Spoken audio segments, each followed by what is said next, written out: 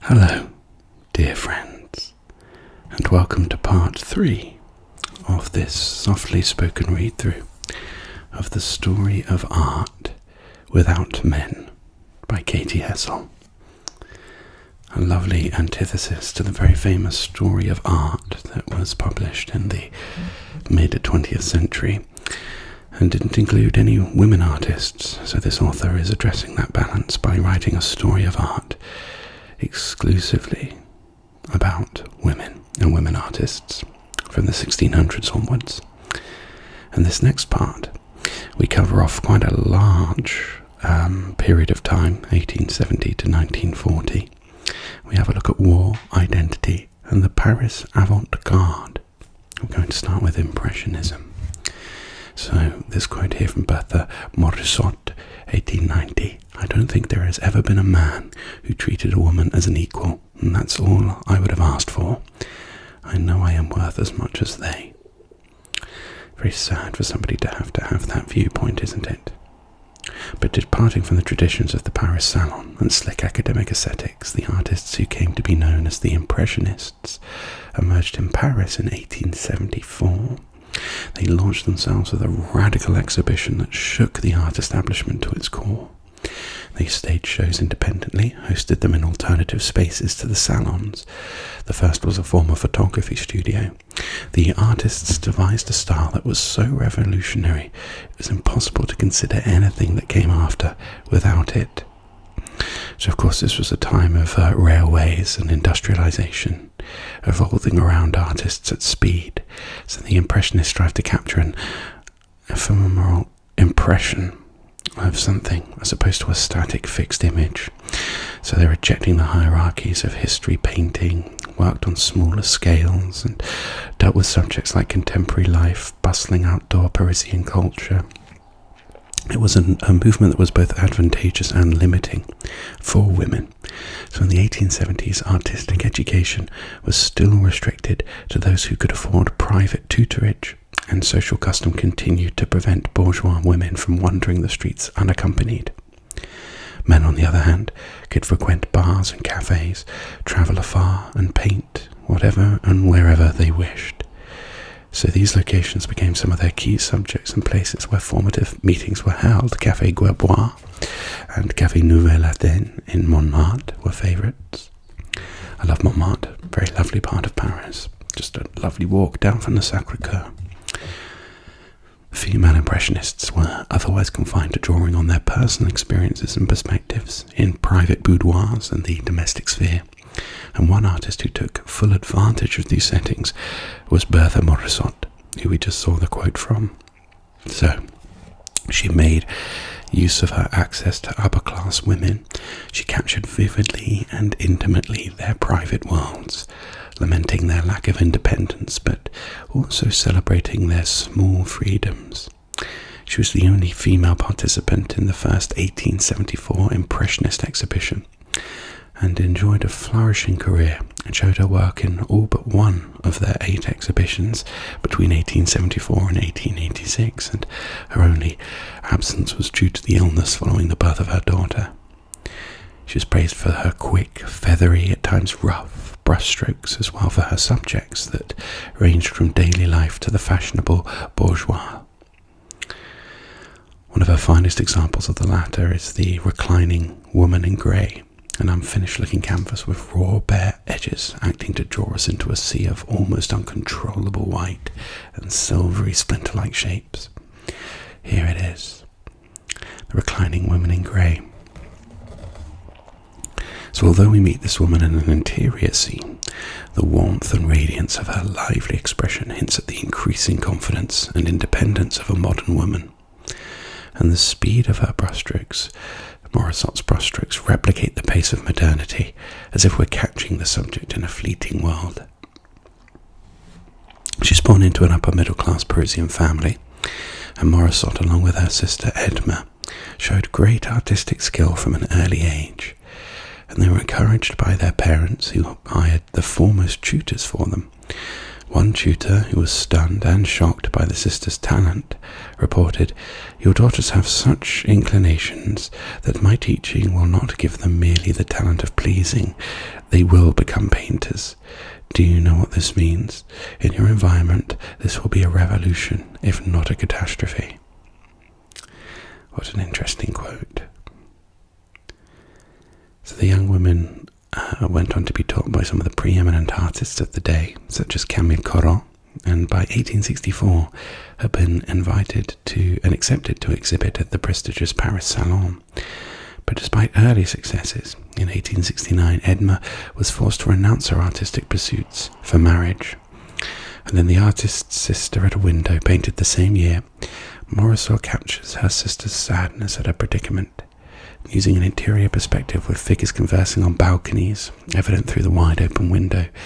She not only draws attention to the societal boundaries that constrain her sister as a woman, but to her own role as an artist too. It's so sad, isn't it, that these societal changes at that time could completely obliterate somebody's aspirations, dreams and goals. So a few years later, Morisot launched her career at the inaugural Impressionist exhibition with another portrait of her sister, The Cradle.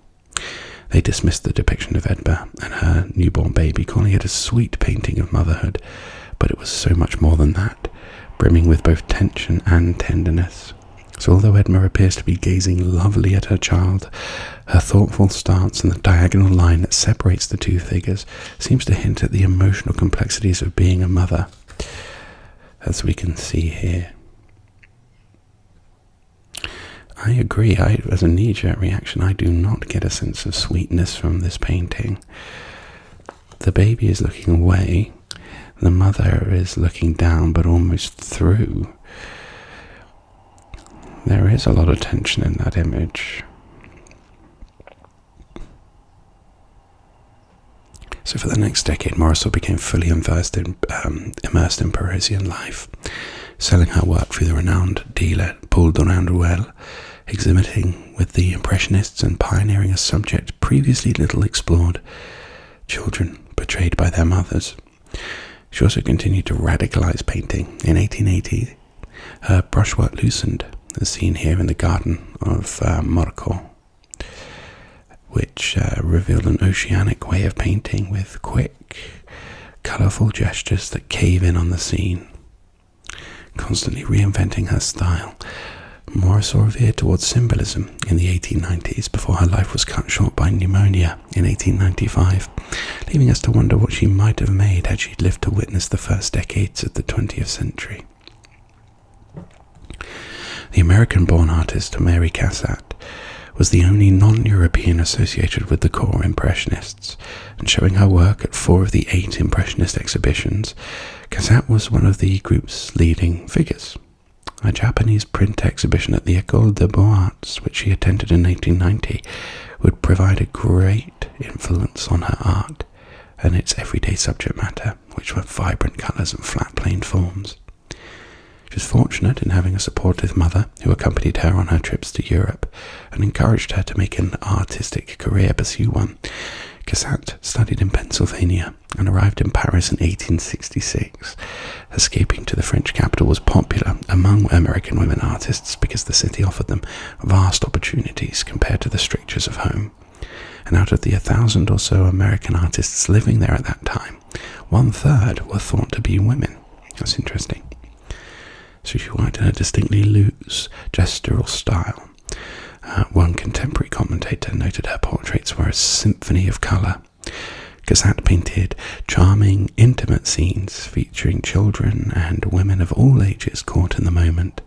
Mothers teaching their daughters to read or sew, a pre-adolescent girl immersed in her book or gazing lovingly at her dog. Like Morisot, she gives us a glimpse of the private worlds of women, but I find in particular she emphasised women's intellect and learning. In the Loge, 1878, or the Logue rather, viewing a show, and perhaps an opera, with a pair of binoculars. She She's also challenged the idea of women as objects, so her painting in the Logue is set in the Paris Opera House. There you go, a venue which symbolised the high society, and one of the few places where it's acceptable for upper-class women to be seen out with friends and family. Because that switches up aversion and turns our lens on the spectator, and illuminated by the glow of the central light, a Parisian woman dressed in smart black ruffles peers through a pair of binoculars. And although it may appear that she's in charge of the gaze as she's facing away from us, we're acting as voyeurs here. Look again, because at the top left-hand corner reveals another onlooker, also with binoculars. He leans across the balustrade with his sight fixed firmly on the woman in black. Ultimately, the message seems to be women is the spectacle. Woman is the spectacle. Whichever way she looks, she's always controlled by a gaze. Of course, they were instrumental in the development of Impressionism, both Cassatt and Morisot, but their triumphs cannot be separated from the familial financial stability that allowed them the opportunity to pursue such successful careers. Kind of reminds me of the meme of getting ahead in life is easy, just sweat, determination, a $250,000 loan from your parents. Their contemporary Marie Bracquemond, on the other hand, was born into a working-class family and would go on to depend on her engraver husband for income. She was self-trained for the most part, and Bracquemond nonetheless managed to exhibit at the Paris Salon when she was 16. From the late 1870s, she embraced styles and subjects synonymous with the Impressionists, often painting en plein air. A favourite painting of the authors is Trois Femmes aux Ombrelles, Three Women with Parasols, striding out into what seems like an early spring day in a scene saturated with simmering colour. These three women feel liberated and untrammelled by societal restrictions, and the outdoor setting reflected their freedom. It's a work that celebrates the joy and independence and friendships of modern Parisian women, something Bracquemond no doubt would have longed for, constrained as she was by her domineering husband. It's a wonderful painting, that, isn't it? The light shining through here. Fantastic energy. The husband so detested her expressive style, despite her success at 3 Impressionist exhibitions, that he withdrew all emotional and financial support, resulting in Bracquemond by 1890 giving up art entirely. It's terrible, isn't it, that a man there effectively acts as your pipeline to life. And towards the latter part of the century, the provision of art education for women was beginning to improve thanks to the unrelenting pressure applied by women artists. So first, the alternative art schools, the Académie Julienne, the Académie Colarossi, opened their previously male-only drawing sessions to women. And by 1897, the renowned École des Beaux-Arts had too. And despite this, access to the public realm still proved stifling to women, as it's clear from the journal of Ukrainian-born painter Mary Bashkirtsev. What I long for is the freedom of going about alone, of coming and going, of sitting on the seats in the Tuileries and especially in the Luxembourg, of stopping and looking at the artistic shops, of entering the churches and museums, of walking about the old streets at night. That's what I long for, and that's the freedom without which one can't become a real artist. So her journey gives us an insight into the life of an ambitious woman at the end of the 19th century.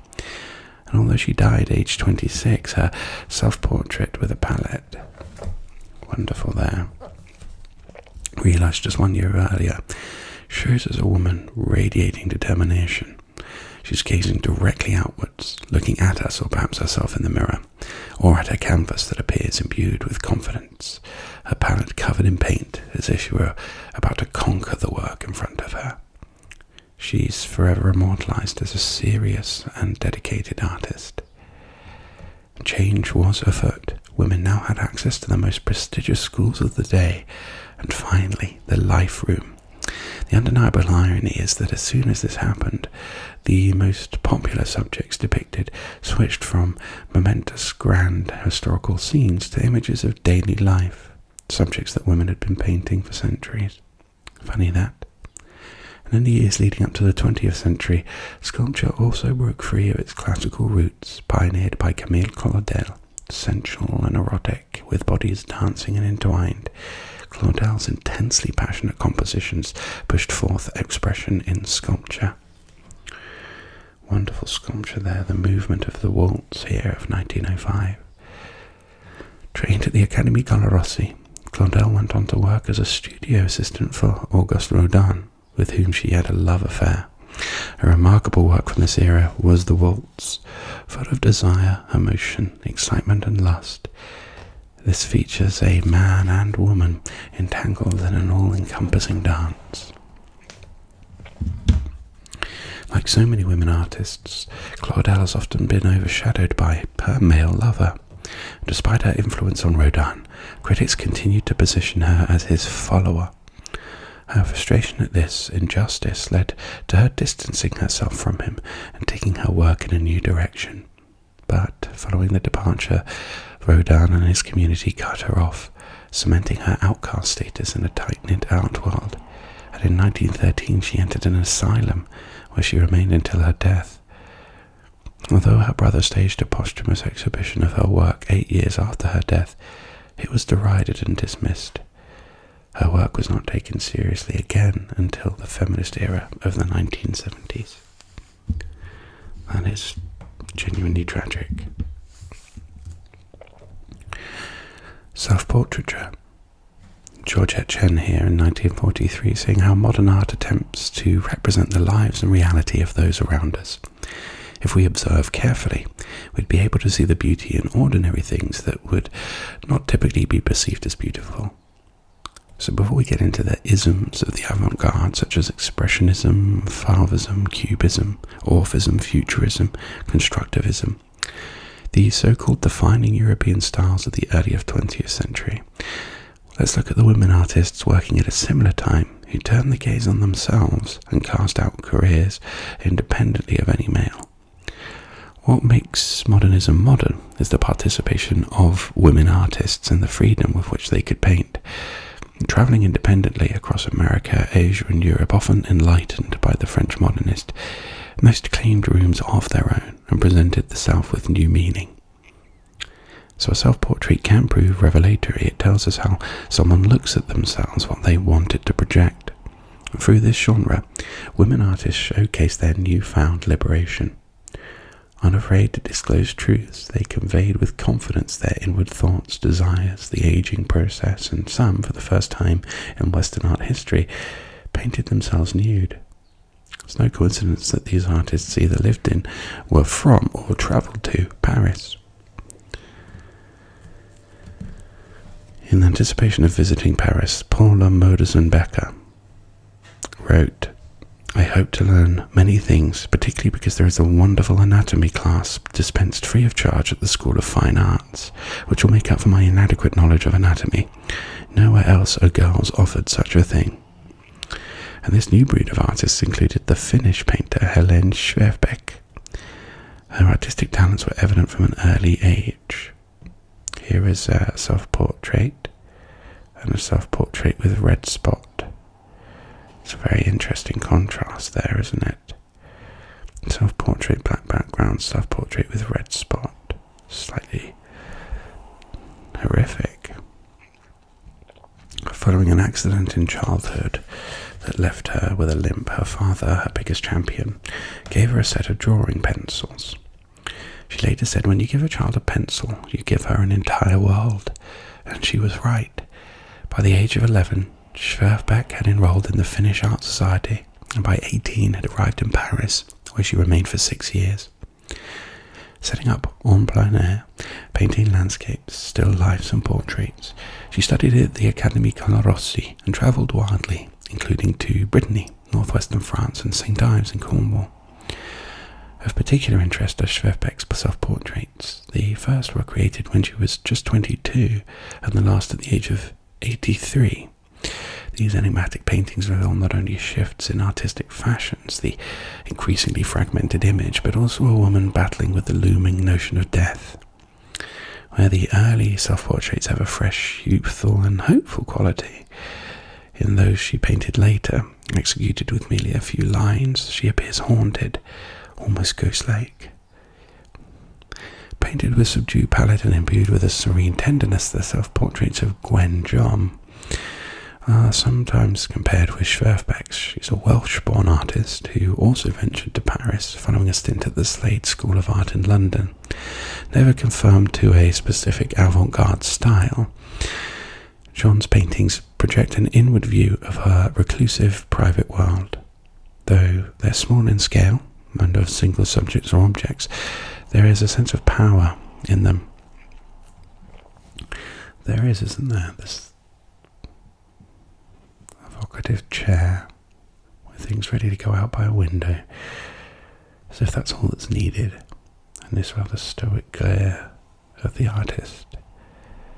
So she earned her own money from her work as an artist and as an artist model, and used interiors as a way of representing the self. So in a corner of an artist's room in Paris, we see her cramped attic apartment and a few of her possessions: cut flowers, an umbrella, and a shawl casually flung over a chair. So it might not look like much, but the fact that they are hers is what matters. It signifies her freedom. And the self-portrait as well is just as affecting. Wearing a bright red shirt with a shawl that seems to have slipped from her relaxed long shoulders, she gazes directly at us with solemn expression.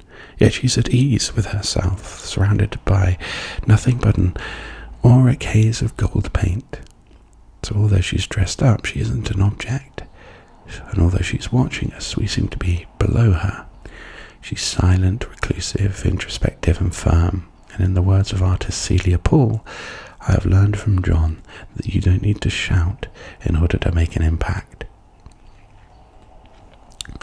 Paula Modersohn-Becker also escaped to Paris and, like John, presented herself with a subtle defiance. Prior to her time in Paris, she studied at traditional schools in London and Berlin before settling in 1898 in Warpsweed, an art colony in the North German moors. But on the 1st of January 1900, she made a 17-hour train journey to Paris. It was the trip, the first of 4, that would change her life. So enraptured by the works of the French modernists, their dazzling colours and fragmented forms, as well as the paintings hanging in the Louvre, Modersohn-Becker thrived. Here she was able to study from the nude, in stark contrast to her rigid academic background. And between visits to Paris, she returned to Warpsweed to her older husband, Otto Modersohn, a founder of the art colony. But stifled by rural life, she yearned for modernity, and in 1906 she left Warpsweed for the final time, writing in her journal, I have left Otto Modersohn and stand poised between my new life. What will it be like, and what will I be like in my new life? Now it is all about to happen. Here is a self-portrait, 6th wedding anniversary. She's painted in the nude. She produced dozens of expressive paintings in Paris, but her self-portraits in particular present a woman reveling in her independence. Just as she wrote in 1906, I'm becoming something. I'm living the most intensely happy time of my life. And with her canvases comprising thickly applied flat forms and rough, scratchy textures, and executed in sun-drenched colours, she portrayed herself with an essence of intense possibility and emotional complexity, as seen in Self-Portrait 6th Wedding Anniversary. Wearing a beaded necklace and a nude from the waist up, she is argued to be the first woman in Western art to paint herself in a semi-nude portrait. She stands clutching her bulbous round stomach. She wasn't pregnant, but burgeoning with new life. Assertive like her contemporary, she appears free from all authority other than herself. So unfortunately, with her limited finances, Modersohn-Becker was back in Warpsweed by 1907. She gave birth the following year to a daughter, Matilda, but due to complications, she died just a few weeks later, aged 31. She never achieved recognition in her lifetime. She had just sold a handful of paintings, yet left behind hundreds. And her first solo exhibition was staged posthumously in 1919 in Berlin, by which time post-war Germany had embraced modernism. And in 1927, the Paula Modersohn-Becker Museum opened in Bremen, the first ever in Europe to be devoted to a female painter. So although she died on the cusp of its moment, scholars have since viewed Becker as an exponent of German Expressionism, a style, as we'll discover in the following chapter, which favoured emotion over rigid narrative-led academicism. As Becker wrote, personal feeling is the main thing. And the influence of French modernism extended to America, where it's evident in the work of Jazz Age visionary Florian Stettheimer, who synthesized the style she encountered during her extensive travels and studies in Europe with her bohemian eccentricity. Stettheimer painted glittering scenes of Manhattan life in blazing hues of reds, greens and oranges, sprinkled with shards of thick white paint. Her subjects ranged from spring sales at Bendel's to afternoon picnics, raucous theatre scenes and elegant nude self-portraits. Never conformed to one style or fashion, she was radical from the start. At 44 years old, she confidently painted herself nude, as seen in A Model nude self-portrait in 1915, a painting full of sparkling textures and luminescent colours. It's thought to be the first fully nude self-portrait by a woman. And measuring herself against Manet, Stettheimer appears with fiery red hair in a composition that closely resembles his famous Olympia of 1863. Here it is. Very confident. The hair as well, very American, evocative of the heading into the roaring 20s.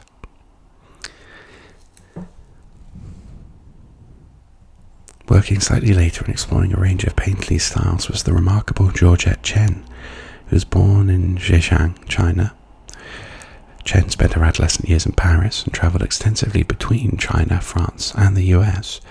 And trained in Shanghai by a Russian tutor, she studied in New York and later in Paris, an education that no doubt influenced her distinctive blending of styles. Wow, that's quite the range of experiences and cultures.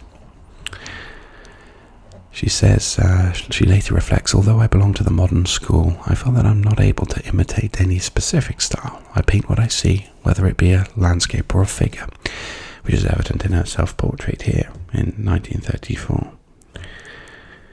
Painted when she was in her 20s and already a successful artist in Paris, which feels like it could have been accomplished today. Does look very modern, doesn't it? She commands our attention with a stern, inquisitive gaze, as if to certify herself a serious artist. And subtle stoicism and strength are also present in the self-portraits of Pan Yilang, who's now hailed as one of China's most notable female painters. She left behind over 4,000 works and enjoyed a 7-decade career, but life wasn't also so easy. Orphaned as a child, Pan is thought to have been left in the hands of an uncle, who, when struck by poverty, sold her into a brothel, and marrying around 1912-13, Pan migrated to Shanghai, where she learned to paint. The 1911 revolution had brought about major societal change, and new ideas were reshaping the country, including this was the embrace of Western-style painting. In 1920, she enrolled at the Shanghai Arts Academy in the Western Art Department, where she would later teach. After a brief stint in Lyon, Paris and Rome in the 1920s, she returned to Shanghai in 1928, earning great success with art critics who praised her powerful brushstroke. But in 1937, Pan left for Paris and, caught up in the upheaval of the Second World War, she was never to return to China again. And in Paris she continued her practice, creating an array of portraits. Here's a self-portrait in the red here. Started to get really fantastically modern in the mid-1900s. They're inspired by the aesthetics of her Chinese heritage, of using calligraphic lines or depicting subjects in traditional dress. Full of psychological intensity, Pan's self-portraits can carry deeper melancholic messages, an example being Self-Portrait in Red. Painted 1 year into the Second World War and 3 years after I moved to Paris, Pan portrays herself in Chinese dress, holding a sealed letter. She looks straight out at us, drawing us in with her compelling and sincere gaze. She exudes both confidence and longing. And presenting the self of assurance and defiance, the self-portraits created in the early decades of the 20th century reveal what is at the heart of modernism: female artists enjoying their newfound liberty.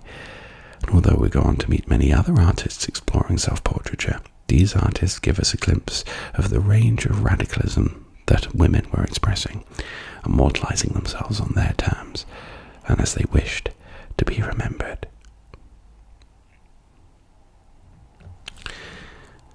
So I think we'll put a pin in that part there, just before we move on from fatalism to futurism. So thank you for joining me through this brief exploration of the story of art without men by Katy Hessel. I look forward to having you join me next time, but until then,